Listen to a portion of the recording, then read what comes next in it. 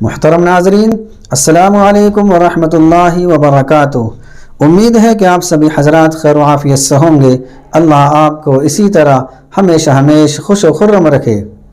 آج کسی صاحب نے سوال کیا ہے کہ الکحل ملی ہوئی خوشبو لگا کر نماز پڑھنا کیسا ہے؟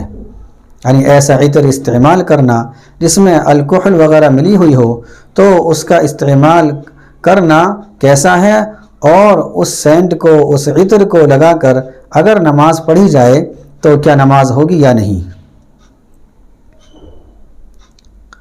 تو اس کا جواب یہ ہے کہ ہمیں یہ دیکھنا پڑے گا کہ جس عطر کو اور جس سینٹ کو ہم استعمال کر رہے ہیں اس میں الکحل ملا ہوا ہے یا نہیں۔ اگر ملا ہوا ہے تو پھر ہمیں یہ دیکھنا پڑے گا کہ یہ الکحل جو تیار کیا گیا ہے یہ کس سے تیار کیا گیا ہے۔ اگر وہ انگور کی شراب اور کھجور کی شراب سے تیار کیا گیا ہے اور اس سینٹ میں، اس خوشبو میں ایسے الکحل کی ملاوٹ ہے جو انگور کی شراب اور کھجور کی شراب سے تیار کیا گیا ہو، تو پھر چونکہ یہ نجس ہے تو اب یہ عطر بھی نجس ہو جائے گا، ناپاک ہو جائے گا۔ تو اس لیے اب ایسی صورت میں اس کو لگانا بھی جائز نہیں، اور اس کو لگا کر نماز پڑھنا بھی جائز نہیں ہوگا، نماز نہیں ہونے گی۔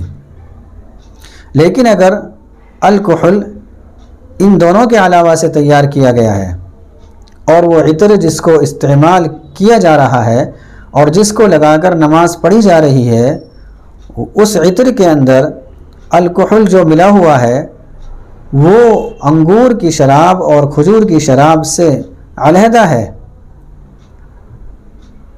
اور ان دونوں کے علاوہ سے تیار کیا ہوا ہے، تو اب اس صورت میں اس کو لگانا بھی جائز ہے اور اس کو لگا کر نماز پڑھنا بھی درست ہو جائے گا۔ اور آج کل جو عطریات اور خوشبوئیں ملتی ہیں ان میں الکحل ضرور ملا ہوا ہوتا ہے، لیکن ماہرین کا کہنا ہے کہ وہ الکحل انگور اور کھجور کی شراب کے علاوہ سے تیار کیا جاتا ہے، مثلا سبزی وغیرہ سے، غلے سے، گیہوں وغیرہ سے، آلو وغیرہ سے تیار کیا جاتا ہے۔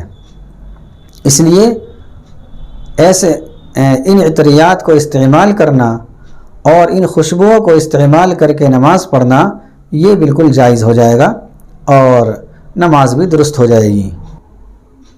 اگر کسی کو کوئی سوال کرنا ہو تو وہ کمنٹ باکس میں تحریر کر دیں، انشاءاللہ اس کا جواب بہت جلد دیا جائے گا۔